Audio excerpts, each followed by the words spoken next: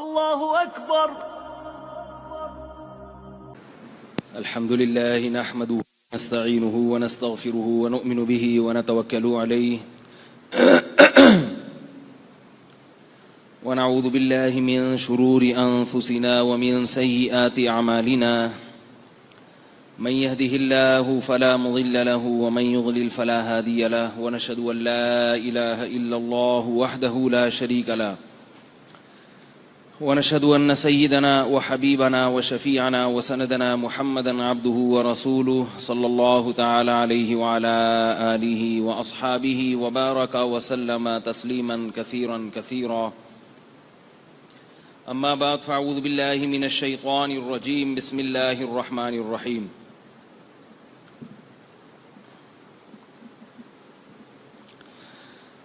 يا أيها الذين آمنوا كتب عليكم الصيام كما كتب على الذين من قبلكم لعلكم تتقون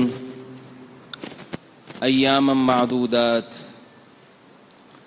وقال تعالى شهر رمضان الذي أنزل فيه القرآن هدى للناس وبينات من الهدى والفرقان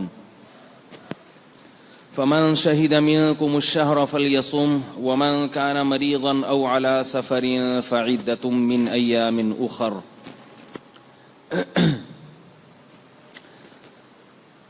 1438 ہجری کا رمضان المبارک شروع ہونے والا ہے. کل یا پرسوں انشاءاللہ پہلا روزہ ہوگا اور چانس زیادہ پرسوں کے روزے کی ہے.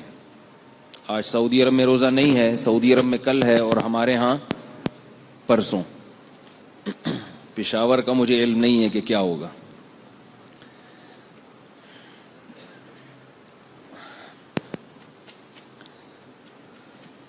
جون میں رمضان شروع ہو رہا ہے، یعنی مئی کے اختتام میں، اور یہ پاکستان میں سخت ترین روزے ہوتے ہیں، مئی، جون، جولائی،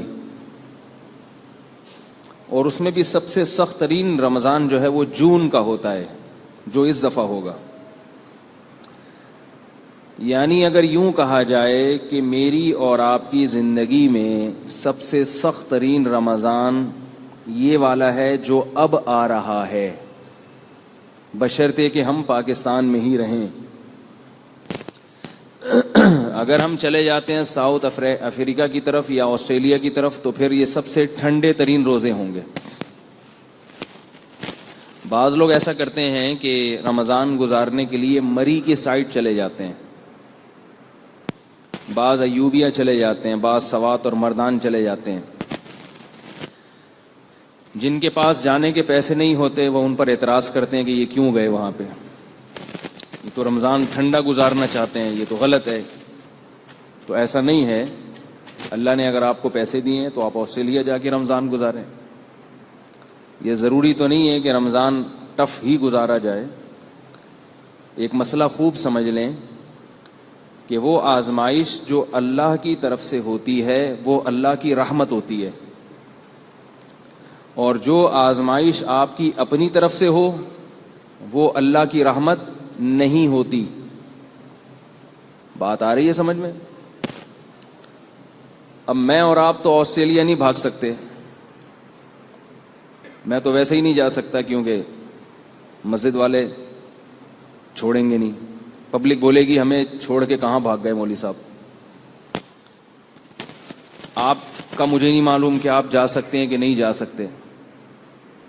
تو ہمیں اگر رمضان میں گرمی لگے گی تو اس پہ ہمیں انشاءاللہ ڈبل ثواب ملے گا. لیکن اگر کوئی ٹھنڈے علاقے کی طرف جا سکتا ہے، اللہ نے اس کو مالی وسعت دی ہے اور اسے کوئی پریشانی بھی نہیں ہے جانے میں، تو روزہ چھوڑنا جائز نہیں ہے. وہ ٹھنڈے علاقوں کی طرف موو کر جائے، وہ ٹھنڈے علاقوں کی طرف چلا جائے، مگر روزہ نہ چھوڑے. آواز سمجھ میں آ رہی ہے آپ لوگوں کی؟ یہ گونج رہی ہے، آواز آ رہی ہے صاحب سمجھ میں؟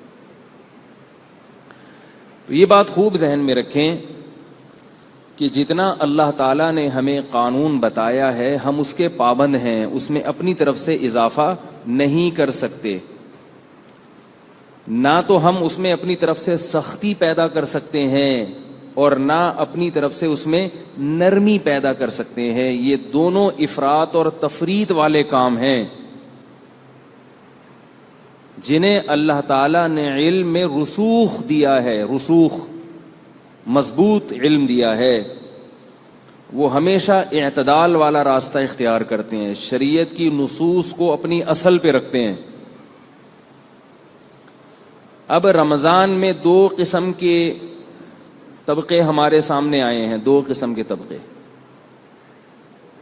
ایک کو ہم غامدیت سے تعبیر کر سکتے ہیں, جس نے رمضان میں ایسی آسانیاں پیدا کر دیں جو آسانی شریعت نے ہمیں نہیں دی ہے,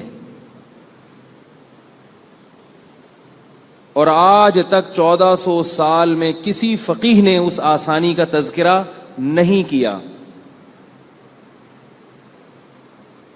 اور کچھ لوگ ایسے ہیں جو اتنی مشکلات میں ڈال دیتے ہیں لوگوں کو کہ جس مشکل میں شریعت نے ہمیں نہیں ڈالا. تو ہم پابند کس کے ہیں؟ کتاب و سنت کے. اور کتاب و سنت میں سمجھنے میں اگر کنفیوژن ہو رہی ہے تو فقہا نے جو سمجھ ہمارے سامنے بیان کی ہے ہم اس کو فالو کریں گے. 15ویں صدی کے کسی محقق کی تحقیق کو قبول نہیں کریں گے, کیونکہ آج کل گمراہی بھی کتاب و سنت ہی سے پھیلائی جاتی ہے, نام کتاب و سنت ہی کا ہوتا ہے. مثال کے طور پر, مثال نہیں دیں گے تو ظاہر ہے بات سمجھ میں نہیں آئے گی, کیا خیال؟ ایک بہت بڑے مفکر ہیں, مارکیٹ میں آج کل کافی مشہور ہوئے ہوئے, مہنگے بھی ہوئے ہوئے. ان کا کہنا یہ ہے کہ رمضان میں اگر آپ کو یونیورسٹی کا امتحان دینا ہے اور روزہ رکھ کے پیپر کی تیاری آپ کے لیے مشکل ہے تو آپ روزہ قضا کر دیں, بعد میں رکھ لیں. روزہ کیا کریں اس وقت؟ قضا کر دیں اور بعد میں رکھ لیں. دلیل یہ کہ ایک صحابی سفر میں تھے اور سفر بھی میدان جہاد کا تھا. آپ صلی اللہ علیہ وسلم نے انہیں روزہ توڑنے کا حکم دیا. وہ بے ہوش ہو کے گر گئے. جن لوگوں نے روزہ توڑا ان کے بارے میں آپ صلی اللہ علیہ وسلم نے فرمایا کہ روزہ توڑنے والے اجر میں روزہ رکھنے والوں سے بڑھ گئے.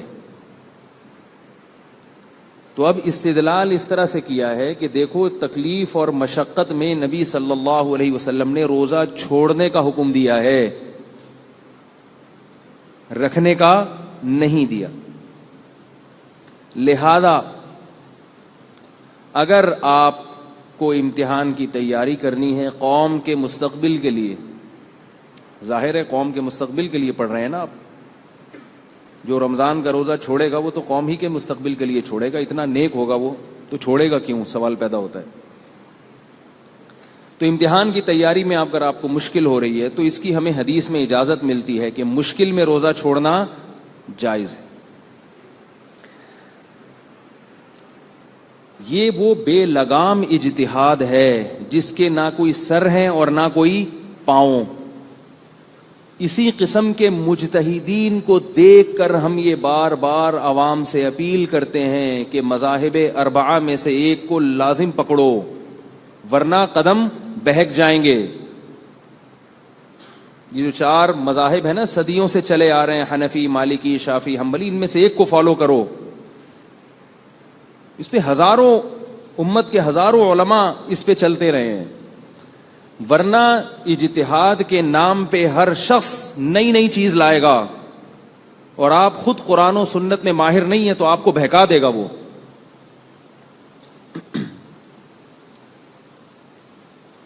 یہ بات یاد رکھیں, نبی صلی اللہ علیہ وسلم نے جو ان صحابی کو روزہ توڑنے کا حکم دیا یا چھوڑنے کا حکم دیا وہ اس لیے نہیں کہ ان کو مشقت ہو رہی تھی, اس لیے کہ وہ سفر میں تھے, اور سفر میں قرآن نے روزہ چھوڑنے کی اجازت بولو بھائی دی ہے. نبی صلی اللہ علیہ وسلم نے ارشاد فرمایا لیس من البر الصیام فی السفر، سفر میں روزہ رکھنا نیکی نہیں ہے. لیکن دوسری احادیث سے اور دوسرے دلائل سے پتہ چلتا ہے کہ سفر میں اگر مشقت اور تکلیف زیادہ ہو تو روزہ رکھنا نیکی نہیں ہے. اجازت دی ہے سفر میں روزہ رکھنے کی، رکھ بھی سکتے ہو اور چھوڑ بھی سکتے ہو. رکھنا کب افضل ہے؟ جب زیادہ تکلیف نہ ہو تو رکھنا افضل ہے تاکہ رمضان کی فضیلت حاصل ہو جائے. اور اگر تکلیف زیادہ ہو رہی ہے تو چھوڑنا افضل ہے. لیکن اس تکلیف کا تعلق کس سے ہے؟ سفر سے. اب چونکہ سفر میں روزہ چھوڑنا جائز ہے چاہے تکلیف ہو یا نہ ہو، ہوائی جہاز کا بھی اگر سفر ہے تو آپ روزہ چھوڑ سکتے ہیں. حالانکہ غریب آدمی کے لیے اپنی جھونپڑی میں روزہ رکھنا مشکل اور ہوائی جہاز میں روزہ رکھنا آسان، مگر شریعت اسے کہہ رہی ہے کہ جھونپڑی میں روزہ رکھنا پڑے گا اور جہاز میں روزہ چھوڑنے کی تمہیں اجازت ہے. نہیں آ رہی بات سمجھ میں؟ اب آپ کہیں گے یہ کوئی گل تو نہیں نہ ہوئی کہ جہاز کا ایئر کنڈیشن سفر ہے اس میں روزہ چھوڑنے کی اجازت دی جا رہی ہے اور جھونپڑی میں گرمی ہے اس میں روزہ رکھنے کا حکم دیا جا رہا ہے، تو یہ اس میں حکمت کیا ہے؟ بہت مشکل ہے بات سمجھانا. بھائی حکمت، پہلی بات تو یہ کہ اگر کسی حکم کی حکمت سمجھ میں نہ آئے تو اس کا یہ مطلب تو نہیں ہے کہ وہ شریعت کا حکم ہی نہیں ہے. نماز کی حکمت سمجھ میں آتی ہے. ظہر کی ہم 4 رکعتیں پڑھتے ہیں اپنے مقام پہ، جہاز میں کتنی پڑھتے ہیں؟ آپ کہیں بھائی جہاز تو ہوا میں اڑ رہا ہوتا ہے تو وہاں تو پریشانی ہوتی ہے، جگہ نہیں ملتی. جہاز ایئرپورٹ پہ اتر گیا، آپ یو کے گئے ہوئے ہیں 15 دن کے لیے، لندن 15 دن سے کم کے لیے گئے ہوئے ہیں، 14 دن کے لیے. ایئرپورٹ پہ اترے، وہاں گئے، آپ کسی کے بنگلے میں آپ نے اسٹے کیا، ایئر کنڈیشن روم ہے. غریب آدمی ہے، اس کو کسی نے وزٹنگ ویزا دے دیا، جب گھوم پھر کے آ جا، رمضان میں زکوٰۃ نکالی، چل وے گھوم کے آ جا. اب اس کو تو سفر میں مشقت نہیں ہو رہی بلکہ مزہ آ رہا ہے. ایئر کنڈیشن روم میں بیٹھا ہوا ہے، اس نے کبھی ایئر کنڈیشن روم دیکھا ہی نہیں ہے، اور 14 دن کا اسٹے ہے اس کا. 14 دن سے پہلے، 15 دن سے پہلے وہ واپس آ جائے گا. تو وہاں ایئر کنڈیشن روم میں ظہر کی وہ کتنی رکعتیں پڑھے گا؟ بولے نا بھائی، 2. مسافر ہے تو کتنی پڑھے گا؟ 2. اب وہ یہ کہہ سکتا ہے کہ مجھے تو اپنے جھونپڑے میں پڑھنا مشکل تھا، وہاں میرے لیے 4 ہیں اور یہاں کتنی ہیں؟ 2 ہیں. تو ہم اسے کہیں گے کہ اللہ تعالیٰ نے سفر میں قصر کی اجازت دی ہے، مشقت اور تکلیف میں قصر کی اجازت نہیں دی ہے. نماز میں اختصار پیدا کرنا، اس کا تعلق مشقت اور تکلیف سے نہیں ہے، اس کا تعلق سفر سے ہے. سفر میں تکلیف نہ بھی ہو تو بھی 4 کی 2 ہیں، مقام پہ تکلیف ہو تو بھی 2 کی 4 ہیں. مقام پہ اگر تکلیف ہو تو بھی روزہ رکھنا پڑے گا، سفر میں تکلیف نہ بھی ہو تو بھی روزہ چھوڑ سکتے ہیں. کیونکہ اللہ نے قرآن میں یہ نہیں فرمایا کہ اگر تمہیں کوئی تکلیف ہو یا روزہ رکھنا مشکل ہو تو تم روزہ قضا کر سکتے ہو. نہ نہ نہ نہ، اللہ نے فرمایا فمن کان منکم مریضا او علی سفر، تم میں سے اگر کوئی بیمار ہے یا سفر میں ہے تو روزہ چھوڑ سکتا ہے. اس کے علاوہ کسی کو روزہ چھوڑنے کی اجازت قرآن نے نہیں دی. نہیں آ رہی بات میرا خیال ہے. اس لیے تو وہ حدیث کا مطلب سمجھ میں آیا کہ نبی صلی اللہ علیہ وسلم نے کیوں صحابی کو حکم دیا. وہ سفر میں تھے اور سفر بھی جہاد کا سفر تھا. مقام پہ اجازت نہیں ہے آپ کو روزہ چھوڑنے کی، مقام پہ اجازت نہیں. اب اس حدیث سے اگر آپ استدلال کر کے کہتے ہیں کہ مقام پہ بھی مشقت کی وجہ سے روزہ چھوڑ سکتے ہیں، یونیورسٹی کے طالب علم کو امتحان دینا ہے، ایکچولی پیپر کی پریپریشن کرنی ہے اس نے، تو وہ معیار کیا ہے کہ کتنی مشقت ہوگی تو چھوڑ سکتے ہیں اور کتنی ہوگی تو نہیں چھوڑ سکتے. ایک آدمی کہتا ہے مجھ سے یونیورسٹی کے پیپر میں تیاری نہیں ہوتی اس لیے میں روزہ چھوڑ سکتا ہوں. دوسرا کہتا ہے رمضان میں مجھ سے گڑھا نہیں کھودا جا سکتا, میں مزدور ہوں اس لیے میں روزہ چھوڑ سکتا ہوں. تیسرا کہتا ہے رمضان میں مجھ سے بس کا سفر روزہ رکھ کے نہیں ہو سکتا, میرے پاس ٹیکسی کے پیسے نہیں ہیں, میں W11 میں نہیں جا سکتا, لہذا میں روزہ چھوڑ سکتا ہوں. اب ہم غامدی صاحب سے پوچھیں گے کہ آپ بتائیے کوئی تھرمامیٹر کہ اس میں کس کی بات معتبر ہے, اور کوئی وہ کہیں گے یہ اللہ اور بندے کا معاملہ ہے. تو اللہ اور بندے کا جو معاملہ ہے اس میں بھی کرائٹیریا تو ہوگا نا, کوئی مفتی کے پاس کوئی معیار تو ہوگا کہ مفتی کہے کہ اتنا لیول مشقت کا ہے تو اللہ تمہیں معاف کر دے گا, اور اس سے کم ہے تو معاف. تو پوچھنے والے کو ہم کیا بتائیں گے کہ کتنی مشقت کتنی پریشانی. اگر آپ کہیں کہ اتنی پریشانی ہو کہ امتحان میں اگر تیاری نہ کر سکا تو فیل ہونے کا خطرہ ہے, تو فیل ہونا یہ اس کی ہیڈک ہے. مزدور یہ کہہ سکتا ہے کہ مجھے رات کو دہاڑی نہیں ملے گی, اس کا فیل ہونا اتنا بڑا عذر نہیں ہے, میری دہاڑی گئی تو یہ زیادہ بڑا عذر ہے. تو آپ مزدوروں کو بھی اجازت دو گے روزہ چھوڑنے کی. پھر دوسرا کہہ سکتا ہے کہ میں ایئر کنڈیشن, میں بھوک پیاس کا عادی نہیں ہوں, میں W11 میں سفر بھوکا پیاسا ہو کے نہیں کر سکتا, میں آفس کی چھٹیاں کروں گا, مجھے جاب سے نکال دیا جائے گا, لہذا یہ میرا عذر ہے, میں رمضان کا روزہ چھوڑ سکتا ہوں. تیسرا کہے گا کہ میں چونکہ ڈیفنس میں پیدا ہوا ہوں, میں روزہ رکھ کے ایئر کنڈیشن گاڑی میں بھی سفر نہیں کر سکتا, میرا دل ہی نہیں لگتا آفس میں. یہ سب چیزیں ہیں, لوگ کرتے ہیں یہ باتیں. مجھے ایئر کنڈیشن روم بھی دیا جائے, کرسی پہ لا کے بٹھا بھی دیا جائے, تو جب تک میرے منہ میں گٹکا نہیں ہوتا مجھ سے کام نہیں ہوتا. جب کام نہیں ہوگا تو ملک ترقی میں پیچھے رہ جائے گا, اور ملک ترقی میں پیچھے رہ جائے گا تو ایسے رمضان کا کیا فائدہ. اسلام تو آیا دنیا میں ترقی کے لیے. تو اس لیے یہ جو نئی نئی فلمیں مارکیٹ میں آ رہی ہیں ان سے اپنے آپ کو بچا کے رکھیں. مفتیان کرام سے مسئلہ پوچھا کریں جو مدارس میں باقاعدہ صدیوں سے یہ کام کرتے چلے جا رہے ہیں. اور علماء کے خلاف زبان درازی نہ کیا کریں. اس قدر علماء کے خلاف فیس بک پہ, واٹس ایپ پہ, سوشل میڈیا پہ لوگوں کی زبانیں چل رہی ہیں کہ مجھے یہ ڈر ہوتا ہے کہ یہ علماء کے خلاف بد زبانی کرنے والوں کا ایمان سلب نہ ہو جائے. اختلاف ڈاکٹروں کی تحقیقات سے بھی لوگوں کو ہوتا ہے, مگر ایسے بری فحش زبان استعمال نہیں کی جاتی ڈاکٹروں کے خلاف. سائنسدانوں سے بھی اختلاف ہوتا ہے, لیکن اتنی بری زبان سائنسدانوں کے خلاف استعمال نہیں کی جاتی. لیکن جو لوگ علماء پہ طنز کرتے ہیں ان کی زبان بہت خراب ہوتی ہے, اور کمال یہ ہے کہ پھر وہ اخلاق کی ترغیب دے رہے ہوتے ہیں علماء کو. حیرت ہے, آپ غصے کے خلاف بیان کر رہے ہیں اور بہت غصے میں کر رہے ہوں تو اگلا کہے گا پہلے اپنے آپ کو تو نارمل کرو بھائی. ہے بھائی, ایک صاحب تھے غصے کے بہت خلاف تھے, وہ یہ حقیقی واقعہ ہے, اور اتنے خلاف تھے کہ بہت غصے میں آ جاتے تھے غصے کے خلاف بات کرتے ہوئے. تو میں ان سے کہتا تھا کہ غصے کے خلاف کم از کم بیان تو محبت کے ساتھ ہونا چاہیے. آپ غصے کے خلاف بات کرتے ہوئے اتنا غصہ کر رہے ہو. تو وہ جواب میں کہتے تھے غصہ ہے ہی اتنی بری چیز کہ مجھے اس پہ غصہ آتا ہے. تو میں نے کہا پھر جس کو کسی اور بات پہ غصہ آتا ہے اس کی نظر میں وہ چیز اتنی بری ہوتی ہے, اس لیے اس کو غصہ آ رہا ہے. تو ہمیں اخلاق سکھانے والے لوگ جب سکھاتے ہیں تو طنزیہ لب و لہجہ استعمال کرتے ہیں, طنزیہ لب و لہجہ.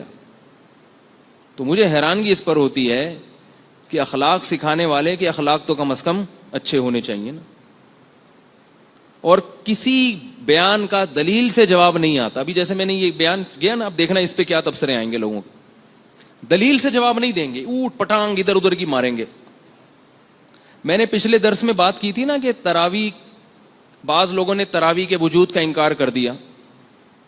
تو میں نے ایک مثال دی تھی کہ وہ بھٹو والی مثال کے ضیاء نے کہا اتنے سارے لوگوں کو مارنے سے بہتر ہے ایک کو مار دو. اب وہ صحیح کیا غلط کیا میں اس پہ تبصرہ نہیں کرتا, میں سیاسی آدمی نہیں ہوں, لیکن اس کی سوچ یہ تھی.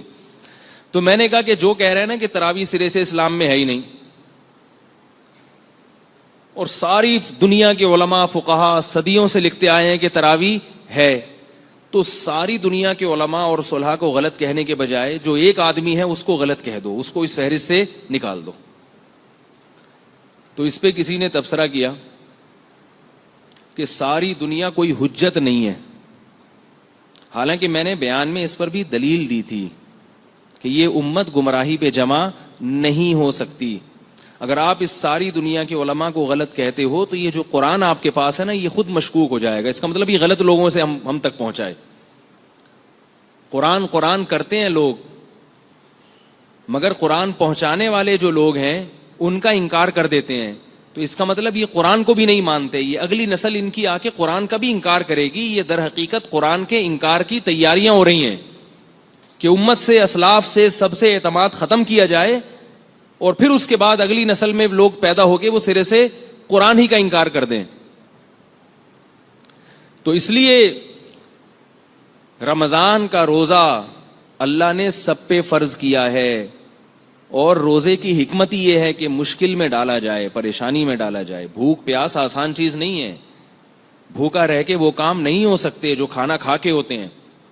بھوکا رہ کے نہ امتحان کی صحیح طرح تیاری ہو سکتی ہے، بھوکا رہ کے نہ ایکسرسائز ہو سکتی ہے، نہ کاروبار میں دل لگتا ہے، نہ پڑھائی میں دل لگتا ہے. مگر اللہ کا حکم ہے کہ اگر تم یہ سمجھتے ہو کہ میں نے تمہیں بنایا، یہ رزق میں تمہیں دیتا ہوں، امتحان میں کامیابی میں تمہیں دیتا ہوں، اور اس دنیا کے امتحان کی نسبت وہ جو آخرت کا امتحان ہے وہ اس سے زیادہ بڑا امتحان ہے. آپ کو یونیورسٹی میں پیپر دینے ہیں اور آپ چاہ رہے ہو کہ میرا MBA کمپلیٹ ہو جائے، اگر میں نے روزہ رکھا تو میں امتحان میں ناکام ہوں گا. تو اللہ کہتے ہیں کہ اگر تم مسلمان ہو تو اس سے بڑا بھی ایک امتحان ہے. کافر میں اور مسلمان میں یہی فرق ہے. مسلمان ان چھوٹے چھوٹے امتحانوں کو اصل نہیں سمجھتا، اصل امتحان اس آخرت کے امتحان کو سمجھتا ہے. ہم اس ترقی پہ 100 مرتبہ لعنت بھیجتے ہیں جس ترقی کی وجہ سے اس کائنات کو بنانے والا اللہ ہم سے ناراض ہو جائے. ایسی ترقیاں پہلی امتوں نے بہت کی ہے. وما بلغوا معشار ما آتیناہم، اللہ قرآن میں فرماتے ہیں تم ان کی ترقی کے 10ویں حصے کو بھی نہیں پہنچے ہو. ان کی ترقی کے 10ویں حصے کو بھی نہیں پہنچے ہو. ان کی ترقی نے ان کو کیا فائدہ پہنچا دیا. ہم ترقی کے مخالف نہیں ہیں، نہ اسلام ترقی کے مخالف ہے، لیکن اسلام کہتا ہے کہ جب دو ترقیوں میں ٹکراؤ ہوگا، آخرت کی ترقی اور دنیا کی ترقی، تو پھر آخرت کو دنیا پر ترجیح دی جائے گی. مسلمانوں میں بڑے بڑے سائنسدان پیدا ہوئے ہیں، ترقی کی بنیاد مسلمانوں نے رکھی ہے. اسلام کے دنیا میں آنے سے پہلے لوگ ترقی کے لفظ سے بھی آشنا نہیں تھے، جہالت میں پڑی ہوئی تھی دنیا. تو اسلام ترقی کے خلاف نہیں ہے، مگر اسلام کہتا ہے کہ جب دو ترقیوں میں ٹکراؤ ہوگا تو پھر کون سی ترقی؟ آخرت کی ترقی. ایک صاحب کہنے لگے خواتین پردہ کرتی ہیں تو پڑھائی صحیح طرح سے نہیں کر سکتی، ایکچولی ان کو مردوں سے ڈیبیٹ کرنی پڑتی ہے، تو ایکچولی وہ یوں ہوتا ہے تو یوں ہوتا ہے. انگلش لینگویج سینٹر میں ایک صاحب تھے، ان کے ٹیچر نے ان کو جوان لڑکیوں کے سامنے بٹھا دیا کہ آپ ان سے جو بھی آپ ڈسکشن کریں، جو بھی آپ نے پڑھا ہے. انہوں نے مجھ سے مسئلہ پوچھا، میں نے کہا آپ لڑکوں سے ڈسکشن کریں، لڑکیوں سے نہیں کریں. آپ کہہ رہے نہیں، وہ سر کا کہنا ہے کہ اس سے جو ہے نا آپ کی سوچ ڈیولپ ہوتی ہے. اور لڑکیوں کو کہا ہے، جوان لڑکیوں کی، کہ وہ لڑکوں سے بحث کریں، ڈسکشن کریں، سبق کا تکرار کریں، اس کو ریوائز کریں. خواتین پوچھتی ہیں کہ ہمارے لیے جائز ہے. میں کہتا ہوں جائز نہیں ہے. جوان لڑکا لڑکی سامنے بیٹھ کے تکرار کریں، اس کی کیا ضرورت ہے بھائی؟ لڑکیاں لڑکیوں سے تکرار کریں، لڑکے لڑکوں کے ساتھ. تو وہ کہتی ہیں کہ ٹیچر یہ کہتے ہیں کہ لڑکی جب لڑکے کے ساتھ تکرار کرے گی، اس کا جو ایک خود اعتمادی ہے، جسے انگلش میں کیا کہتے ہیں بھائی؟ کانفیڈنس. ہاں، کانفیڈنس جو ہے نا وہ ڈیولپ ہوگا، وہ بڑھے گا، بات کرنے کا سلیقہ آئے گا. ورنہ ساری زندگی شرما شرمی میں ماری جائے گی، کچھ بھی نہیں کر سکے گی.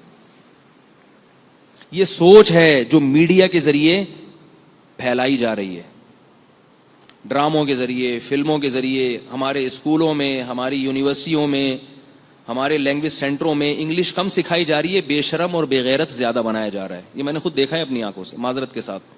تھوڑا تپا ہوا ہوں آج. تو وہ لڑکیاں فون کر کے پوچھتی ہیں, بتاتی ہیں کہ ہمارے جو ٹیچرز ہیں وہ ہمیں کہتے ہیں کہ لڑکوں کے ساتھ بات کرو. اس میں شرمانے کی کیا بات ہے؟ ورنہ ساری زندگی شرما شرمی میں ایسے ہی رہو گی. تو یہ بات خوب سمجھ لیں کہ اللہ کی نظر میں انگلش سیکھنا اتنا اہم نہیں ہے جتنا عورت کے اندر حیا اور شرم کا باقی رہنا زیادہ اہم ہے. اگر انگلش سیکھنے کی اہمیت زیادہ ہوتی, میں یہ نہیں کہہ رہا انگلش سیکھنے کی اہمیت نہیں ہے, اتنی اہمیت نہیں ہے کہ آپ اپنی بیٹے کو اپنی بیٹی کو بے شرم بنا کے انگلش سکھائیں, اتنی نہیں ہے, بہت ہے. حیا اور شرم کے ساتھ بھی سیکھی جا سکتی ہے. اتنی اہمیت نہیں ہے کہ آپ اس کی حیا اور شرم کی چادر کو اتار لیں. اگر انگلش کی اہمیت شرم و حیا سے زیادہ ہوتی ہے, شریعت کے حکام سے زیادہ ہوتی, تو اسلام میں یہ حکم بتایا جاتا کہ انگریز جنت میں جائیں گے اور اردو بولنے والے جہنم میں جائیں گے. پھر یہ لکھا ہوتا قرآن میں. نہیں آ رہی بات میرا خیال ہے سمجھ. پھر جو کرائٹیریا ہوتا نا جنت اور جہنم کا, وَقَدْ أَفْلَحَ الْمُؤْمِنُونَ الَّذِينَ هُمْ فِي صَلَاتِهِمْ خَاشِعُونَ وَالَّذِينَ هُمْ عَنِ اللَّغْوِ مُعْرِضُونَ وَالَّذِينَ هُمْ لِلزَّكَاةِ فَاعِلُونَ وَالَّذِينَ هُمْ لِفُرُوجِهِمْ حَافِظُونَ إِلَّا عَلَى أَزْوَاجِهِمْ أَوْ مَا مَلَكَتْ أَيْمَانُهُمْ فَإِنَّهُمْ غَيْرُ مَلُومِينَ.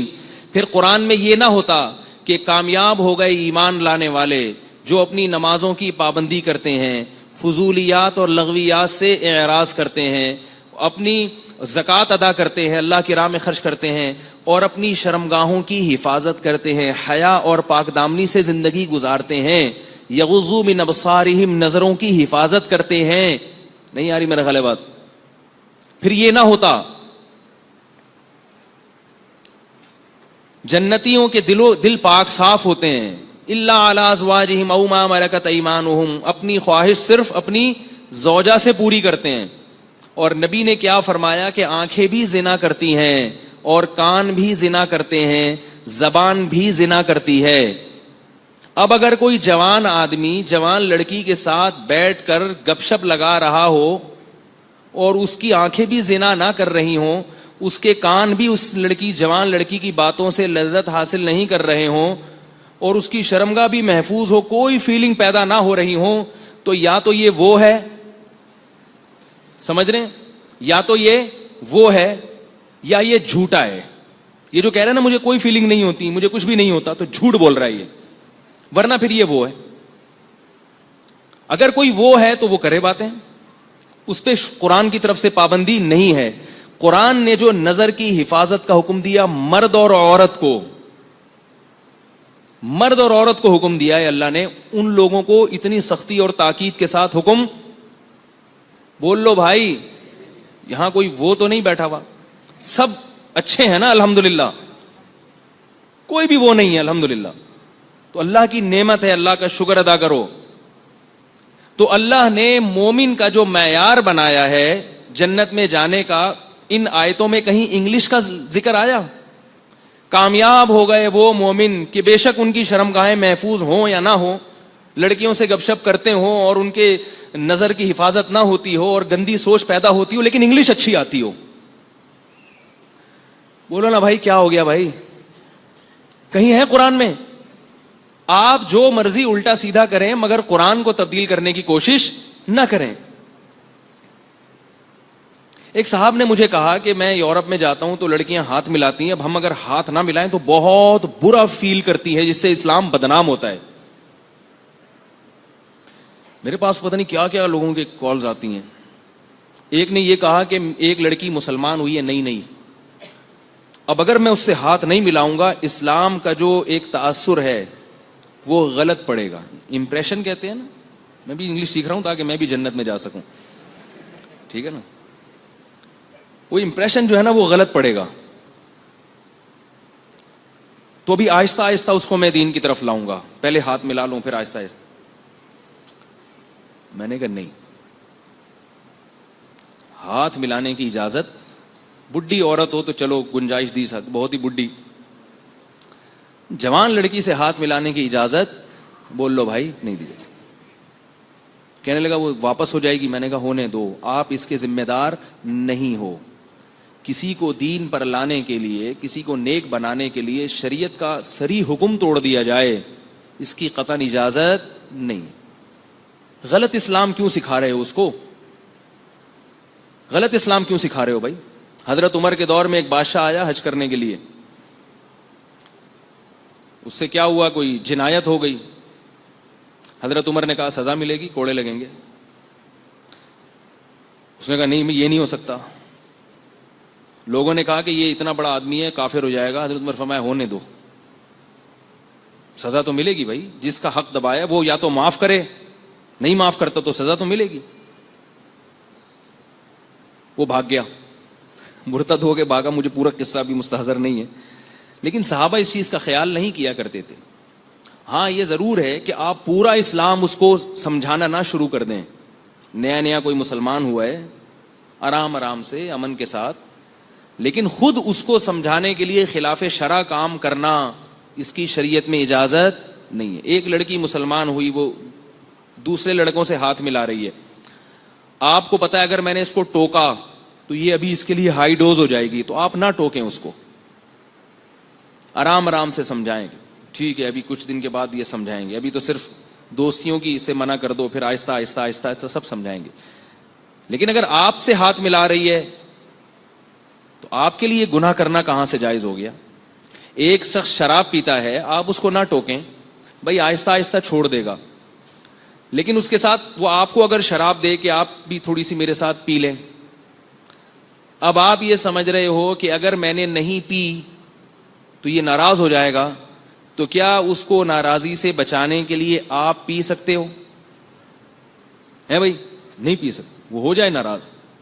خود گناہ کی قطعاً اجازت نہیں ہے. کوئی گناہ میں مبتلا ہو اس کو روکنے میں پھر مصلحت ہے کہ ابھی روکنا ہے یا نہیں روکنا, یا وقت کا انتظار کرنا ہے. کسی کے دل لبھانے کے لیے خود نافرمانی کی قطعاً اجازت بولو نا بھائی نہیں.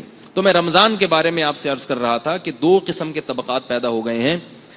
ایک نے تو یہ کہہ دیا جو میں نے خود سنا ہے, بعض لوگ کہتے ہیں کہ آپ جو ہے نا خود تحقیق کرتے نہیں اور الزام لگا دیتے ہو. یہ جتنی باتیں پچھلے درس میں نے تراویح کے بارے میں کہی ہے, یہ کلپ میں نے محترم کا خود سنا ہے, خود سنا ہے. اور رمضان کے بارے میں بھی یہ جو میں بتا رہا ہوں یہ بھی میں نے خود سنا ہے کہ یونیورسٹی کے طلبہ کو رمضان کا روزہ چھوڑنے کی اجازت ہے, بشرطے کہ وہ امتحان کی تیاری کر رہے ہوں. تو یاد رکھو قطعاً اجازت نہیں ہے. اسلام کے جو احکام ہیں اس کے بارے میں ایک اصول اور ضابطہ خوب اچھی طرح سمجھ لیں, خوب اچھی طرح, کہ ان میں آسانی بہت ہے مگر لچک نہیں ہے. یہ بات اللہ کرے کسی طرح سب کی سمجھ میں آ جائے. یہ جو جدید طبقہ پیدا ہو رہا ہے نا پروفیسر حضرات کا, یہ اصول نہیں سمجھتے اصل میں. آسانی بہت ہے مگر لچک نہیں ہے. اس کو میں مثال سے سمجھاتا ہوں. دیکھو اللہ نے قرآن میں کہا کہ اے ایمان والو جب نماز کے لیے کھڑے ہونے لگو تو اپنے چہرے کو دھو, بازوؤں کو دھو, سر کا مسح کرو, پاؤں کو دھو. اس کو ہم وضو کہتے ہیں. یعنی نماز کرنے سے پہلے کیا کرو, نماز پڑھنے سے پہلے وضو کرو. اس میں اللہ نے چہرے کا ذکر کر دیا, بازوؤں کا ذکر کر دیا, سر کا مسح اور دونوں پاؤں. اب بغیر وضو کے نماز ہو جائے گی ہے بھائی؟ اچھا اس میں اللہ نے یہ بھی نہیں کہا کہ تم سفر میں ہو تو وضو چھوڑ دو. رمضان میں تو کہا کہ سفر میں ہو تو چھوڑ دو. اب اگر کوئی استدلال کرے کہ دیکھو نبی نے رمضان میں ان صحابی کو روزہ توڑنے کا حکم دیا مشقت کی وجہ سے, تو اس کا مطلب ہے کہ شریعت میں تکلیف اور مشقت نہیں ہے, لہٰذا اگر وضو کرنا مشکل لگ رہا ہے تو بغیر وضو کے بھی پڑھ سکتا ہے انسان. کوئی شخص یہ دلیل دے تو آپ مان لیں گے اس کی دلیل کو؟ آپ یہی کہیں گے بھائی وہ مسافر ہے, اس کو اللہ نے روزہ چھوڑنے کی اجازت دی, مسافر کو وضو چھوڑنے کی اجازت نہیں دی ہے. جیسے تیسے ممکن ہو آپ کو وضو کرنا پڑے گا جب تک پانی موجود ہے. اور اگر پانی نہیں ہے تو اللہ نے کس کی اجازت دی؟ تیمم کی. اب اللہ نے چہرہ دھونے کا حکم دیا تو قرآن میں چہرے کا لفظ مطلق ہے اور مطلق سے فرد کامل مراد ہوتا ہے, کوئی جز اس سے مستثنا نہیں ہے. تو چہرے کا مطلب پورا چہرہ. اب اگر کسی نے ایک بال کی جگہ بھی وضو میں چھوڑ دی تو کوئی یہ دلیل دے سکتا ہے کہ کیا ہوا, اللہ نے چہرہ کہا تھا, زیادہ چہرہ تو دھو لیا نا, ایک آدھ جگہ ایک چھوٹی سی بال کے برابر جگہ خوش رہ گئی تو چھوڑو, رہنے دو. تو یہ دلیل اس کی صحیح ہوگی؟ بولنے بھائی ابھی تو روزہ شروع نہیں ہوا نا. اب مجھے ایک بات بتائیں, ایک آدمی نے مکمل وضو کیا, چہرہ بھی پورا دھو لیا, بازو بھی مکمل دھو لیے, سر کا مسا بھی کر لیا, پاؤں کی چھوٹی انگلی کے ناخن کا 10واں حصہ چھوڑ دیا اس نے, دونوں پاؤں بھی دھو لیے, پاؤں کی چھوٹی انگلی کا ناخن اور اس ناخن کا 10واں حصہ, اس کو پتا ہے کہ یہ میں نے چھوڑ دیا. اب وہ نماز پڑھائے گا تو ہو جائے گی. اس شخص میں اور مکمل وضو نہ کرنے والے کی نماز میں کوئی فرق ہوگا؟ بول لے بھائی, کوئی ٹیکس نہیں لگے گا, بول لیں فرق ہوگا کوئی؟ اب یہ نماز پڑھا رہا ہے, ایک جو وضو کر کے آیا تھا, یعنی اس نے وہ ناخن کی جگہ نہیں چھوڑی, اس نے جب نماز پڑھائی ہے تو بغیر خشوع و خضوع کے بس سورہ فاتحہ پڑھی, قل ہو اللہ پڑھی, رکوع کیا, دل نہیں لگ رہا اس کا نماز میں, بار بار کھجا رہا ہے, کبھی پگڑی صحیح کر رہا ہے, فرائض واجبات ایک فارمیلٹی پوری کر لی اس نے. اور یہ دوسرا ہے, اس کے ناخن کا ایک بال کے برابر جگہ رہ گئی تھی, لیکن یہ جب آیا 2 رکعتیں اس نے 2 گھنٹے میں مکمل کی.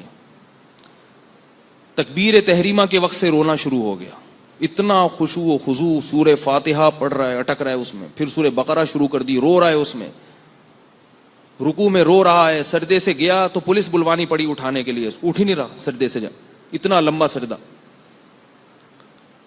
بڑا لمبا رکوع, بڑا لمبا سجدہ, بہت مشکل سے اس نے 2 رکعتیں پڑھی ہیں. لیکن ناخن کی 10واں حصہ کیا تھا اس کا؟ اب دیکھنے میں کیا دل چاہ رہا ہے کہ کس کی نماز قبول ہو, دیکھنے میں اس کی, لیکن اللہ کے ہاں کس کی قبول ہوگی؟ بولو نا بھائی, پہلے والے کی. حالانکہ اس نے خشوع و خضوع سے نماز نہیں پڑھی, فرائض واجبات کی ایک فارمیلٹی پوری کر لی ہے اس نے, کہ جو تھا اللہ نے کہا تھا وہ ٹوٹا پھوٹا کر دیا کسی طریقے سے. دوسرا, الٹا لٹک کے پڑھ لے نماز, رو رو کے پاگل ہو جائے, تو پاگل ہونے کی دلیل ہوگی کہ جب تجھے پتا ہے کہ وضو ہی نہیں ہوا تو کیوں یہ محنت کر رہا ہے بھائی.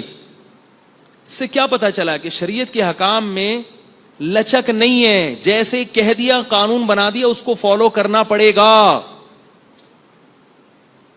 یہ نہیں کہہ سکتے کیا ہو گیا اگر ایک انگلی کا ناخن چھوڑ دیا تو کیا ہو گیا, کوئی قیامت آ گئی, اے اللہ یہ کیوں میری مفتی مجھ پہ فتویٰ کیوں لگا رہے ہیں. پھر علماء ایسے لوگوں پہ فتویٰ لگاتے ہیں تمہاری نماز نہیں ہوتی. ہاں, ان کو بھائی یہی فتوے لگانے آتے ہیں, اس کی ہوتی ہے, اس کی نہیں ہوتی. یہ قیامت میں اللہ فیصلہ کرے گا کہ کس کی ہوتی ہے اور کس کی نہیں ہوتی. مفتیوں کو حق نہیں ہے. ایک صاحب کہہ رہے تھے یہ مفتی لوگ ایک دوسرے کو کافر کافر کہتے رہتے ہیں, قیامت میں اللہ فیصلہ کرے گا کون کافر ہے کون نہیں ہے. تو ایسا نہیں ہے, اللہ نے دنیا میں بھی فیصلہ کر دیا ہے, قانون بتا دیا کہ یہ کافر ہے یہ مسلمان ہے. تو مفتی کافر بناتے نہیں ہیں, جس کو اللہ نے کافر قرار دے دیا بتا دیتے ہیں کہ اللہ کی نظر میں یہ کیا ہے, کافر ہے. نبی کے دور میں غیر مسلم آ کے اسلام قبول کرتے تھے تو ان کو مسلم کہا جاتا تھا, اس سے پہلے تک ان کو غیر مسلم کہا جاتا تھا, کافر کہا جاتا تھا. یہ بھی ایک نیا شوشہ چھوڑا ہوا ہے آج کل میڈیا پہ کہ کسی کو کافر کہنے کی اجازت نہیں ہے. کیوں نہیں ہے بھائی, جو ہے کافر تو اس کو کافر کہنا پڑے گا نا. ہاں, اس میں احتیاط لازم ہے کہ جب تک 100% یقین نہ ہو آپ کہہ نہیں سکتے.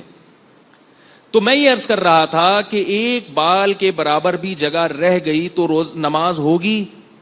بولو بھائی, نہیں ہوگی, چاہے کچھ بھی کر لو. اچھا,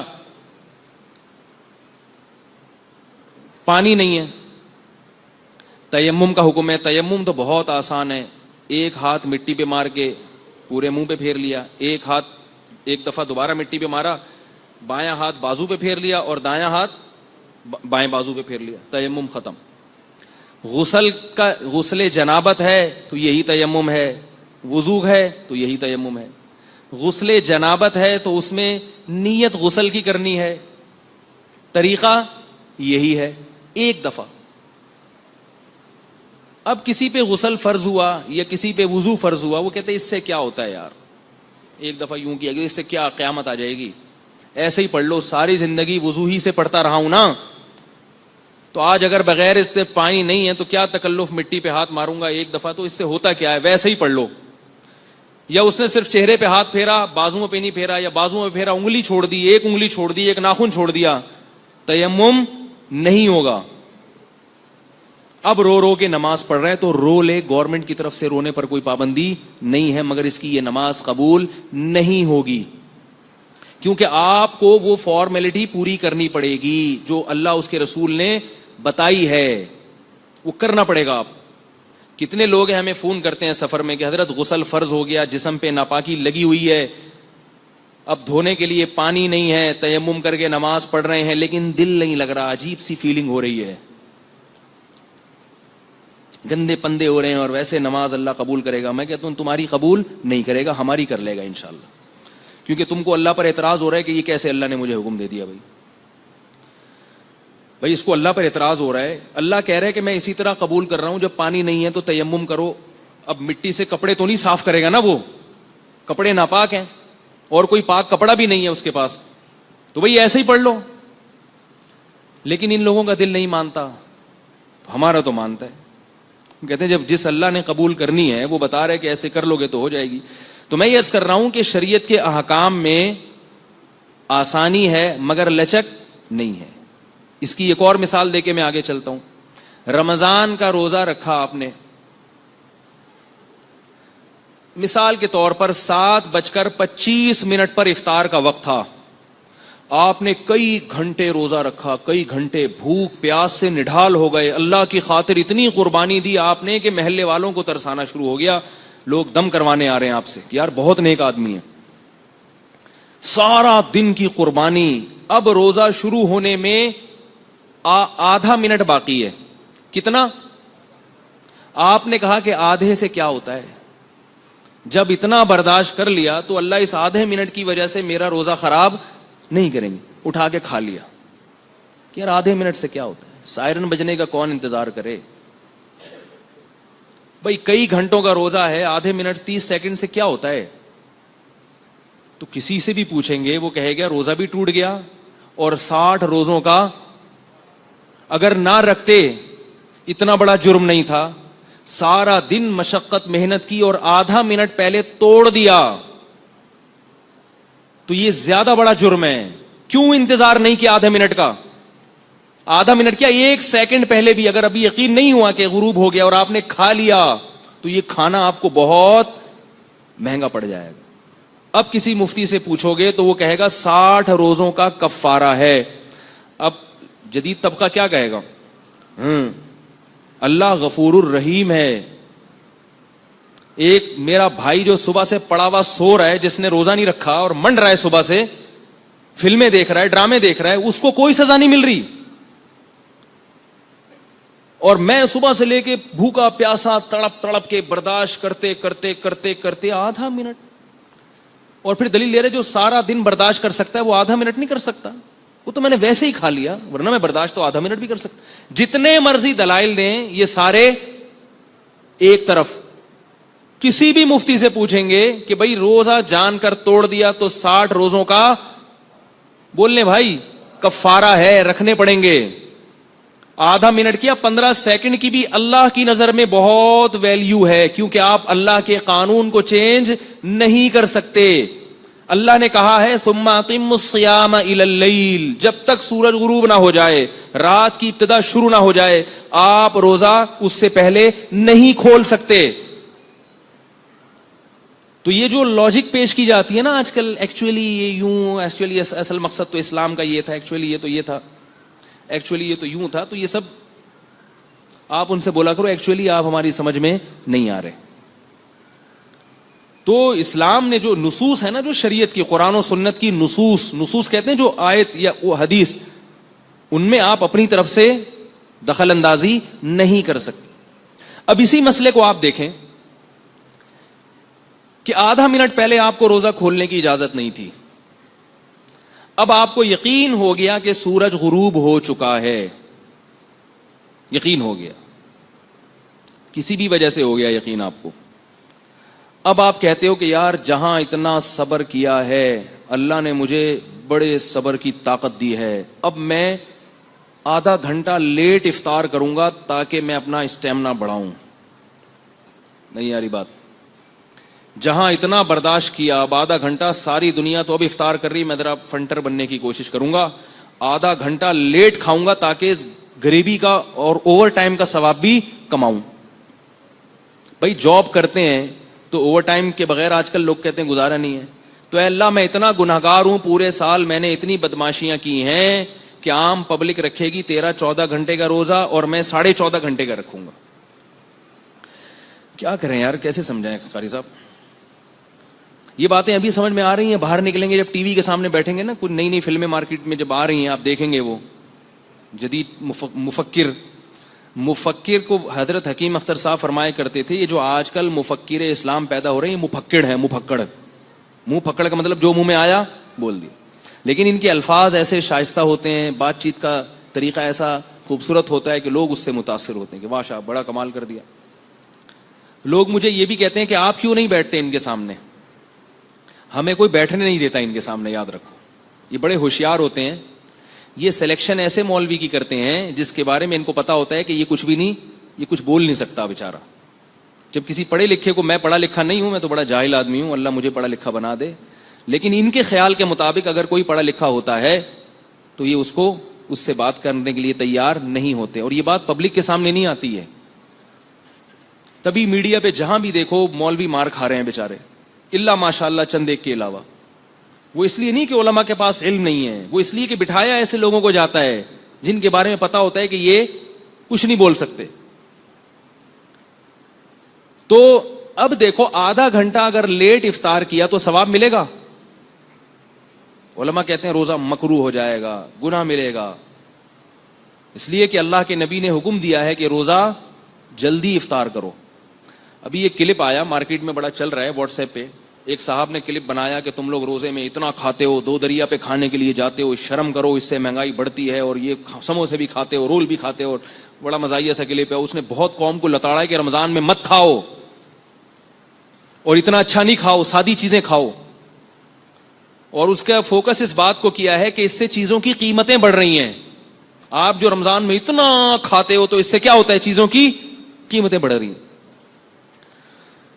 وہ ایسے چلا ہے مارکیٹ میں دھڑ دھڑ. مجھے اس سے اتفاق نہیں ہے. اگر کوئی رمضان میں رات کو زیادہ اچھا کھا لے کہ بھئی دن میں اتنا مجاہدہ کیا ہے تو اب رات میں بھی دال چاول کھا رہا ہے، وہ اس کو پتا ہے اگلے دن کا روزہ مشکل ہو جائے گا، گھر میں بھی بچے ہڑتال کر کے بیٹھ جائیں گے، تو کوئی حرج نہیں ہے کہ اگر آپ نے ایک ٹائم مجاہدہ کیا ہے تو اپنے نفس کو آرام دینے کے لیے دوسرے ٹائم آپ اچھا کھا لو. گھر والوں کو 2 دریا پہ لے جاؤ کھلانے کے لیے کہ بھی سارے دن کا روزہ ہے تو اب ذرا اچھا کھا لیں ہم. نہیں آ رہی بات میرا خیال ہے. فنٹر بننے کی کوشش یاد رکھ، شریعت پہ اضافے کی کوشش نہ کریں. مہنگائی جو بڑھتی ہے وہ اچھا کھانے سے نہیں بڑھتی، وہ ضائع کرنے سے بڑھتی ہے. 4 آدمی بیٹھے ہوئے ہیں اور کھانا اتنا پک رہا ہے، 10 آدمیوں کا کھانا پک رہا ہے، یہ جائز نہیں ہے. جتنا اچھا کھائیں، شریعت میں کوئی پابندی نہیں ہے، بلکہ ہم تو کہتے ہیں اچھا کھاؤ. خراب کھاؤ گے تو طبیعت خراب ہوگی. تو اور رمضان میں کوئی اتنا زیادہ بیمار بھی نہیں ہوتا زیادہ کھانے سے. اور رمضان میں اگر آپ کم کھائیں گے تو یہ گرمیوں کا روزہ گزارنا بڑا مشکل ہو جاتا ہے. اور مجھے یقین ہے کہ جس آدمی نے یہ کلپ سنایا ہے نا وہ خود 15-20 سموسے تو کھاتا ہوگا، کیونکہ اس کی میں نے جو صحت دیکھی ہے وہ 1-2 سموسوں والی صحت ہے ہی نہیں. جو اس کی جو کلپ چلا رہا ہے نا اس کی صحت کے 1-2 سموسے تو غائب ہو جائیں گے بھائی، اس کے پتہ ہی نہیں چلے گا کہاں گئے. تو ایسی باتیں کیوں کرتے ہو جس کا نہ کوئی سر نہ کوئی پیر، اور اس کو شریعت کا حکم بنا کے. تو رمضان میں اگر آپ کو زیادہ کھانا پڑتا ہے تاکہ آپ دن کا روزہ اچھا گزار سکیں تو اس میں کوئی گناہ نہیں ہے. ضائع مت کریں، ضائع مت کریں. اور 1-2 صحت کے حوالے سے 1-2 چیزیں میں بتاؤں گا انشاءاللہ، وقت بہت کم ہے. پہلے میں یہ موضوع مکمل کر لوں. تو ایک افراط رمضان میں کیا ہوتی ہے کہ جن کو اللہ نے روزہ چھوڑنے کی اجازت نہیں دی ان کو روزہ چھوڑنے کی اجازت دی جاتی ہے، اور ایک طرف غلو یہ ہوتا ہے کہ جن کو اللہ نے چھوڑنے کی اجازت دی ہے ان کے چھوڑنے پر بھی پابندی لگائی جاتی ہے۔ اللہ نے بیمار کو روزہ چھوڑنے کی اجازت دی ہے، چاہے بیماری زیادہ ہو یا کم ہو۔ مسافر کو روزہ چھوڑنے کی اجازت دی ہے، چاہے سفر میں تکلیف اور مشقت ہو یا نہ ہو۔ البتہ تکلیف نہیں ہے تو روزہ رکھنا افضل ہے، اور بیماری میں بھی افضل ہے روزہ رکھنا۔ تو وہ بیماری جس میں روزہ چھوڑنا جائز ہے اس میں 2 شرطیں ہیں، 2 شرطوں کے ساتھ روزہ چھوڑ سکتے ہیں آپ۔ پہلی شرط یہ کہ اگر روزہ رکھا تو بیماری بڑھنے کا خطرہ ہو، آپ کو 99 بخار ہے، آپ نے روزہ رکھا تو 100 ہو جائے گا، تو آپ روزہ چھوڑ سکتے ہیں، چاہے چھوٹی بیماری ہو چاہے گلا خراب ہے۔ آپ کا خیال یہ کہ اگر میں نے روزہ رکھا تو دوا نہیں کھا سکوں گا، گلا مزید خراب ہو جائے گا، حالانکہ گلے کی خرابی کو کوئی اتنی بڑی بیماری نہیں سمجھا جاتا۔ آپ کو چھینکیں آ گئیں، زکام ہو گیا، آپ کا خیال یہ کہ اگر میں نے ٹیبلٹ ابھی نہیں کھائی اور ابھی نہیں سویا ٹیبلٹ کھا کے، رات تک افطاری تک انتظار کیا تو یہ نزلہ میرا، بعض دفعہ صبح سحری میں نزلہ شروع ہوتا ہے اور ٹائم گزر چکا ہوتا ہے، یعنی آپ کا خیال یہ ہوتا ہے کہ بھئی سحری کا اتنا ٹائم ہے کہ میں بھی میڈیکل اسٹور سے جا کے دوا لے کر آؤں گا تو روزہ سحری کا ٹائم ختم ہو جائے گا، اور افطاری تک انتظار کیا تو زکام بڑھ جائے گا، تو روزہ چھوڑ سکتے ہیں۔ اب اس میں کوئی آپ کو تانا دے، چھینکیں آ رہی ہیں روزہ چھوڑ دیا، تو اس کو بولو اللہ سے جا کے بولو۔ کیا بولیں گے اس میں؟ بھئی اللہ سے بولو کہ چھینکیں آ رہی تھی کیوں؟ اللہ نے جب بول دیا بیماری تو بیماری ہوتی ہے، چاہے چھوٹی بیماری ہو چاہے بڑی بیماری ہو۔ دوسرا مسئلہ یہ ہے کہ بیماری میں بڑھنے کا اندیشہ تو نہ ہو، لیکن بیماری کے دیر سے ٹھیک ہونے کا اندیشہ ہو۔ آپ کا یہ خیال ہے کہ اگر میں نے روزہ رکھا تو بیماری بڑھے گی تو نہیں، لیکن جس بیماری نے 2 دن میں ٹھیک ہونا تھا وہ 2 دن سے زیادہ ہو جائے گی۔ اگر یہ 2 کنڈیشن نہیں ہے تو پھر بیماری میں روزہ چھوڑنا جائز نہیں ہے، کیونکہ روزہ بیماری کو کچھ کہہ نہیں رہا نا۔ بعض بیماریاں ایسی ہوتی ہیں بھوکا رہنے سے جلدی ٹھیک ہو جاتا ہے انسان، اور یاد رکھو زکام ایسی بیماری ہے جس میں بھوکا رہنے سے جلدی ٹھیک ہوتا ہے آدمی۔ یہ تو میں اس لیے کہہ رہا ہوں کہ کسی کو ٹیبلٹ کھانی ہو تو پھر روزہ نہیں رکھ سکتا، ورنہ عام حالات میں بھوکا رہنے سے زکام جلدی ٹھیک ہوتا ہے۔ نہیں آ رہی بات؟ تو ایسے زکام کے مریض کو روزہ چھوڑنے کی اجازت نہیں ہوگی، جس کا یہ خیال ہو کہ یعنی کھانے سے اور بیمار ہوں گا تو وہ تو اور بیمار ہوگا۔ ایک مسئلہ یہ۔ دوسرا مسئلہ بہت اہم یہ ہے کہ پریگنینسی میں یا فیڈ کرانے والی خواتین، ان کے لیے روزہ چھوڑنا جائز ہے یا نہیں ہے، یہ مسئلہ بہت زیادہ پوچھا جاتا ہے۔ تو یاد رکھو پریگنینسی کوئی بیماری نہیں ہے، یا خاتون کا اپنے بچے کو فیڈ کرانا کوئی بیماری نہیں ہے۔ لوگوں کے بہت کالز آتی ہیں اور لوگ کہتے ہیں ڈاکٹر نے منع کیا ہے۔ آج صبح ایک صاحب کی کال آئی کہ ڈاکٹر نے کہا ان کو ہر تھوڑی دیر کے بعد پانی پینا ضروری ہے کیونکہ یہ بچے کو فیڈ کرا رہی ہیں، لہذا ان کو ہر تھوڑی دیر کے بعد پانی پینا ضروری ہے۔ میں نے کہا یہ کب سے ضروری ہوا ہے؟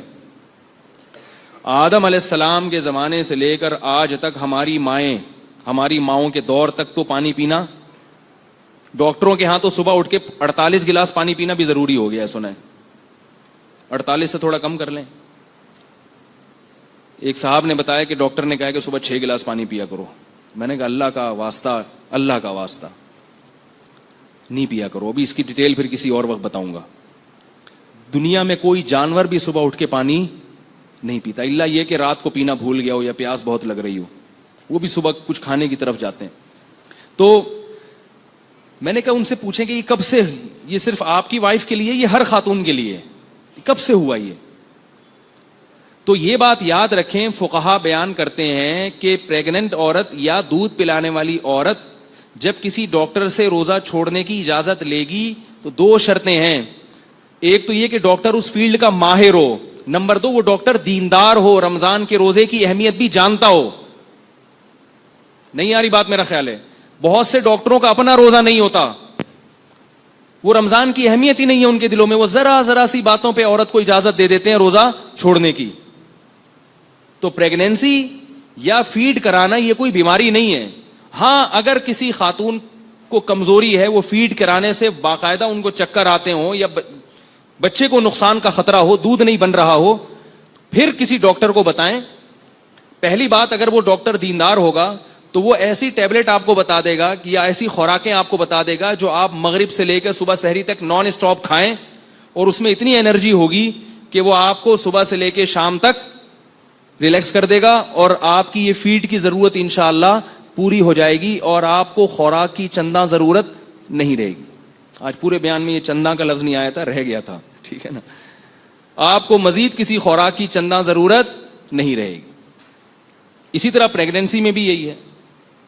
لیکن پھر بھی اگر ڈاکٹر سمجھتا ہے, دیندار بھی ہے, سمجھدار بھی ہے, وہ سمجھتے ہیں نہیں واقعتاً نقصان ہوگا, تو پھر چھوڑ سکتے ہیں روزہ ایسی ضرورت. تو بلا وجہ ذرا سی باتوں پہ نہیں, روزہ رکھ کے تو پریشانی تو ہوگی بھائی. روزے کا تو مقصد ہی پریشان کرنا ہے. ایسا روزہ جس میں کچھ بھی نہ ہو, یہ کون سا روزہ ہوا بھائی؟ تو روزہ رکھیں گے تو گریں گے بھی, چکر بھی آئیں گے, پریشانی بھی ہوگی تو ہوگا. لیکن اگر واقعی بیماری ہے تو چھوڑ سکتے ہیں. اور یہ بھی یاد رکھیں, آخری مسئلہ بتاتا ہوں بس, اس کے بعد میں اپنے بیان کو ختم کرتا ہوں, کہ یہ جو گرمیوں کے روزے ہیں اس میں مزدور طبقہ پہلے تو سب رکھتے تھے, آج کل کراچی اور پنجاب میں مزدوروں نے روزے رکھنا چھوڑ دیے ہیں. صوبہ سرحد میں یہ جرت نہیں کر سکتا کوئی. کراچی اور پنجاب میں مزدوروں نے روزہ رکھنا الا ماشاء اللہ سوائے چند ایک کے روزہ رکھنا چھوڑ دیا ہے. اور دلیل یہ دیتے ہیں کہ روزہ رکھ کے ہم سے مزدوری نہیں ہوتی. تو یاد رکھو, مزدور کے لیے روزہ رکھنا بالکل ایسے ہی حرام اور گناہ کبیرہ ہے جیسے ایئر کنڈیشن میں بیٹھ کے اور ایئر کنڈیشن روم میں سونے والے کے لیے روزہ چھوڑنا حرام. رہا یہ مسئلہ کہ مزدور کرے کیا, وہ روزہ رکھ کے کیسے مزدوری کرے؟ دن میں مزدوری چھوڑ دے. وہ میں نے ایسے مزدور دیکھے ہیں جو رمضان میں دن کے اندر مزدوری نہیں کرتے. گڑھا کھودنا ہے, کہتے ہیں بھائی مغرب کے بعد آئیں گے, صبح سحری تک کام کریں گے ہم. تو یہ ہو سکتا ہے, یہ کوئی جنگل تو نہیں ہے کہ جس میں دن میں کام کرنا ضروری ہو, رات میں بھی دن کا سما ہوتا ہے شہروں میں. اور اگر آپ کی ترتیب ایسی ہے, کسی فیکٹری میں جاب کر رہے ہیں کہ واقعی دن ہی میں رکھنا, آپ دن ہی میں جاب کرنا, دن ہی میں مزدوری ضروری ہے, تو بھی آپ کو رکھنا پڑے گا, چاہے آپ کو جاب سے نکال دیا جائے. میں نے بتایا نا, شریعت کے حکام میں جتنی آسانی اللہ نے دے دی اتنی ہے, اپنی طرف سے اس میں آسانی کی مزید اجازت نہیں ہے. جاب چھوڑنا پڑے آپ کو, چھوڑنی پڑے گی. جاب کوئی ایسا عذر نہیں ہے جس کی وجہ سے روزہ رکھنا آپ کے لیے, روزہ چھوڑنا آپ کے لیے جائز ہو جائے. اور یاد رکھو, ایک بات خوب اچھی طرح سمجھ لو کہ اللہ نے اسلام کے جو 5 ارکان بیان کی ہیں جس پہ اسلام کی بنیاد قائم ہے, اس میں تیسرا رکن روزہ ہے, اور توحید کے لحاظ سے چوتھا رکن روزہ ہے, نماز, زکوٰۃ اور روزہ. اور یہ بات یاد رکھو کہ دنیا میں کسی حکومت کے قانون کو توڑنا اتنا بڑا جرم نہیں ہے. اس کائنات کے بنانے والے کے حکم کو توڑنا بہت بڑا جرم ہے جس پر اس نے بہت بڑی سزا رکھی ہے. وہ لوگ احمق اور بیوقوف ہیں, وہ قرآن اور سنت کے مزاج سے اور اللہ تعالیٰ کے حکام سے ناواقف ہیں, جو یہ کہتے ہیں کہ ہم چونکہ روزہ رکھنے کے بہت مشقت میں مبتلا ہو جاتے ہیں, اللہ بہت غفور الرحیم ہے, معاف کرنے والا ہے, دسمبر میں رکھ لیں گے. ایسا نہیں ہے. اللہ نے غفور اور رحیم اپنے آپ کو ایسے لوگوں کے بارے میں قطعاً نہیں کہا. اللہ نے اپنے آپ کو غفور اور رحیم ان لوگوں کے بارے میں کہا ہے جن سے ماضی میں گناہ ہو گیا, اب وہ توبہ کر کے اپنی اصلاح کر رہے ہیں اور رمضان کے روزے یا جو ارکان اسلام ہیں ان کو پابندی سے ادا کر رہے ہیں. اللہ کہہ رہے ہیں ان کے بارے میں غفور الرحیم ہوں, پچھلی خطائیں معاف کر دوں گا. جو اللہ کو غفور الرحیم سمجھ کے گناہ کر رہا ہے اس کے بارے میں اللہ نے دھمکیاں دی ہیں, قل لعبادی انی انا الغفور الرحیم وان عذابی هو العذاب العلیم, میرا عذاب بہت دردناک ہے. یہ بات خوب اچھی طرح سمجھ لیں, اللہ ایسے لوگوں کے لیے غفور الرحیم نہیں ہے جو رمضان کا روزہ چھوڑ دیں. اللہ ایسے لوگوں کے لیے عزیز ذو انتقام ہے, زبردست انتقام لینے والا, اور اس کا حق ہے کہ وہ آپ سے انتقام لے. کیوں؟ اس نے سارے سال آپ کو پورے سال آپ کو کھلایا پلایا, اتنی نعمتیں دی اس نے. ہم اگر صرف خوراک پر غور کریں, خوراک پر کتنا کھاتے ہیں, کھا کے بیمار ہو جاتے ہیں, کیا اس کا یہ حق نہیں ہے کہ وہ 1 مہینہ صرف دن کی روشنی میں آپ پر کھانے کی پابندی لگا دے اور آپ کہیں گے نہیں میرے لیے یہ عمل بہت مشکل ہے, وہ عذاب دے گا اس پر. اس میں یہ دماغ سے نکال دیں کہ اللہ کی رحمت کی امیدیں لگا کے بیٹھ جائیں کہ میں مزدور ہوں, میں یوں ہوں, میرے سے ہوتا نہیں, میرے تو یہ کرنا ہے, میرے تو ڈرائیور ہوں, میں تو. پچھلے سال دبئی میں ایک صاحب آئے, انہوں نے کہا میں ریگستان میں کام کرتا ہوں, دبئی کی گرمی اور ریگستان, اور کہہ رہے ہیں 10 بجے حالت خراب ہو جاتی ہے, کیا میں روزہ چھوڑ سکتا ہوں؟ میں نے کہا روزہ بولو بھائی, نہیں چھوڑ سکتے, نہیں چھوڑ سکتے. کہہ رہے ہیں جاب جائے گی, میں نے کہا جائے جاب. اگر چھوڑ دیا آپ نے ریگستان کی گرمی کی وجہ سے روزہ, غامدی کی باتوں میں آ کے, خدا انتقام لے گا, یہ بتا دوں آپ سے. ایسا نہیں ہے, دنیا میں کوئی حکومت ایسی نہیں ہے جو قانون بنائے اور پھر کہے جس سے دل چاہے عمل کرے, جس کا دل چاہے عمل نہ کرے. آرمی میں دیکھا آپ نے کہ صبح آپ اپنے آفس پہنچے اور شلوار قمیض میں پہنچ جائیں, آپ بولے ایکچولی میری پینٹ کیونکہ دھلی ہوئی نہیں تھی, میری شرٹ کیونکہ دھلی ہوئی نہیں تھی, آرمی والے نکال دیں گے باہر, آپ کو بولیں گے آپ کو پریڈ میں کھڑے ہونے کی اجازت نہیں ہے. آپ کہیں اصل میں یوں تھا, آپ کو کہ جاؤ دفعہ ہو یہاں سے, بھاگو یہاں سے, اجازت نہیں ہے آپ کو گھسنے کی. اس لیے کہ آرمی کا ایک ڈسپلن ہے. ہاں جس میں ڈسپلن نہیں ہوتا, کوئی وہ خود ہی اس کو اپنے حکام کی اہمیت نہیں ہوتی, وہ کہتا ہے یوں کر لو تو یوں کر لو, جیسے مرضی کرو. تو یاد رکھو آرمی کی اتنی طاقت نہیں ہے, آرمی کا اتنا ڈسپلن نہیں ہے جتنا اس کائنات کو چلانے والے کا ہے. اس نے جب ایک قانون بنا دیا تو وہ پتھر پہ لکیر بن گیا ہے. اب آپ کو روزہ رکھنا پڑے گا. اگر آپ نہیں رکھتے اللہ کو غفور الرحیم سمجھ کے, تو اللہ کے عذاب کے لیے تیار رہو. پھر عذاب کے, اللہ نے قوم عاد اور قوم سمود کو تباہ و برباد کیا, اللہ نے قوم لوط کو تباہ و برباد کیا, اللہ تعالیٰ نے فرعون کو تباہ و برباد کیا. اور ان سب میں قدر مشترک چیز کیا تھی؟ نبی کے حکم کی نافرمانی, اللہ کے حکم کی نافرمانی. تو آپ کو روزہ چھوڑنے کی قطعاً اجازت بولو بھائی نہیں ہے. اللہ کے غضب کو دعوت مت دو. اور یاد رکھو دنیا میں جو اللہ کا عذاب آتا ہے نا روزہ خور پر, سب سے پہلا عذاب, اللہ اس کی طبیعت سے سکون چھین لیتے ہیں, رزق کی برکت اور رزق کی لذت چھین لیتے ہیں. روزہ خوروں کے چہروں پر نحوست سے پتہ چلتا ہے کہ یہ سکون میں نہیں ہے. کیا ہو جائے گا 2 وقت کھا کے, کیا مل جائے گا آپ کو؟ بھائی صبر کر لو تھوڑا سا. جب ڈاکٹر شوگر کے مریض سے مٹھائی چھڑواتا ہے, ساری زندگی کے لیے مریض چھوڑ دیتا ہے کہ نہیں چھوڑ دیتا؟ اللہ آپ سے کچھ بھی نہیں چھڑوا رہا, صرف صبح صادق سے لے کے غروب آفتاب تک پابندی کا حکم دے رہا ہے. تو اپنے حال پہ ترس کھائیں, اپنے حال پہ رحم کریں. اللہ کو اس معاملے میں غفور اور رحیم نہ سمجھیں, یہ بہت بڑا دھوکہ ہے جو شیطان نے دل میں ڈال دیا ہے. قرآن میں اللہ کا آرڈر ہے, کتب علیکم الصیام, اے ایمان والو تم پر رمضان کے روزے فرض ہیں. فرض کا لفظ اللہ نے استعمال کیا ہے, فرض کا لفظ. اور یہ بھی فرمایا ان الذین یکسبون الاثم, جو اللہ کے حکم کو پورا نہیں کر رہے, سیجزون بما کانوا یقترفون, عن قریب سزا ملنے والی ہے. یہ نہیں کہا کہ جو اللہ کے حکم کو پورا نہیں کر رہے کوئی بات نہیں, اللہ غفور رحیم ہے, چاہوں گا معاف کر دوں گا, چاہوں گا سزا دوں گا, جیسے مرضی کرو. اللہ نے دھمکی کا لفظ استعمال کیا ہے, سیجزون, دیر نہیں ہے, دیر نہیں ہے, عن قریب سزا ملنے والی ہے. اور افسوس اس پر ہے کہ آج روزہ کھایا بھی جا رہا ہے اور کھلے عام کھایا جا رہا ہے. اور یہ بیوقوف سمجھتا ہے کہ مجھ پر چونکہ اللہ کا عذاب نہیں آ رہا, مجھ پر چونکہ اللہ کا عذاب نہیں آ رہا لہذا اگلے سال بھی کھاؤں گا. تو میرے بھائی لوط علیہ السلام کی قوم پر بھی اللہ کا عذاب اس وقت نہیں آیا جب لوط علیہ السلام اس قوم کو سمجھا رہے تھے. قوم عاد پر بھی اس وقت اللہ کا عذاب نہیں آیا جب قوم عاد کو ان کے نبی سمجھا رہے تھے. سنستدرجهم من حيث لا يعلمون, اللہ فرماتے ہیں ہم ان نافرمانوں کو ایسے ڈھیل دیں گے کہ ان کو پتہ بھی نہیں چلے گا. اللہ کی عادت ہے کہ جب کوئی اللہ کی نافرمانی کرتا ہے, عادت یہ ہے, اور اس پہ اکڑتا بھی ہے, تو اللہ اس کو ڈھیل دیتے ہیں, اس کے لیے نافرمانی کے دروازے مزید کھول دیتے ہیں کہ کر لے, جی بھر کے کر لے, جہنم میں نے تیرے لیے تیار کر کے رکھی ہے, تو جی بھر کے کر لے, یہ حسرت نہ رہے کہ میں نے نہیں کی. تو دنیا میں بھی اللہ کا عذاب آتا ہے, تبھی آپ دیکھیں سکون ختم ہو گیا زندگیوں سے, کھا کھا کے مستنڈے بن گئے ہیں, بریک ہی نہیں ہے, منہ کو لگام ہی نہیں ہے. ایک چھوٹی سی بات بتا کے بیان ختم کرتا ہوں. ایک بہت ہی کھاؤ پیو والا آدمی کسی کمپنی میں گیا, مینیجر بننا تھا. تو ایک شخص نے اس سے کہا تمہیں اپنے منہ پہ کنٹرول نہیں ہے, تم امپلائیز پہ کنٹرول کیسے کرو گے؟ تو یاد رکھو جس آدمی کو اپنے منہ پہ کنٹرول نہیں ہے نا, ہر وقت بکریوں کی طرح کھاتا رہتا ہے, وہ دنیا میں کوئی بھی کام نہیں کر سکتا. تو چھوڑ دو اللہ کی خاطر. لوگ یہ کہتے ہیں ہم سے پڑھائی نہیں ہو رہی, بوریت ہو رہی, سوتے ہوئے گزار دو, کوئی مسئلہ نہیں ہے, کھانے کی اجازت نہیں ہے. ہاں رمضان کو کوشش کریں کارآمد بنائیں, نہیں سوئیں, لیکن اگر کچھ بھی نہیں ہو رہا تو بھائی یہ جو بھوکے پیاسے رہ گئے نا آپ صبح صادق سے لے کے غروب آفتاب تک, تو سمجھ لو بہت کچھ ہو رہا ہے آپ سے. یہ غلط ہے کہ یہ وسوسہ ہے کہ روزہ رکھنے والا, روزہ چھوڑنے والا تو صبح سے لے کے مغرب تک اتنی ایکٹیویٹیز کر لیتا ہے, اتنے کام کر لیتا ہے, اور میں تو پڑا رہتا ہوں, کچھ بھی نہیں ہوتا. اس نے کچھ نہیں کیا, آپ نے بہت کچھ کر لیا. جب دل چاہ رہا ہو کھانے پینے کا, اس وقت کھانا پینا چھوڑ دینا یہ بہت بڑا کام ہے, کیونکہ ہم یہ کس کے لیے چھوڑ رہے ہیں؟ اللہ کے لیے چھوڑ رہے ہیں. تو اس پر اللہ کی طرف سے خوشخبریاں بھی ہیں, اور رمضان کا روزہ چھوڑنے پر اللہ کی طرف سے عذاب بھی ہے.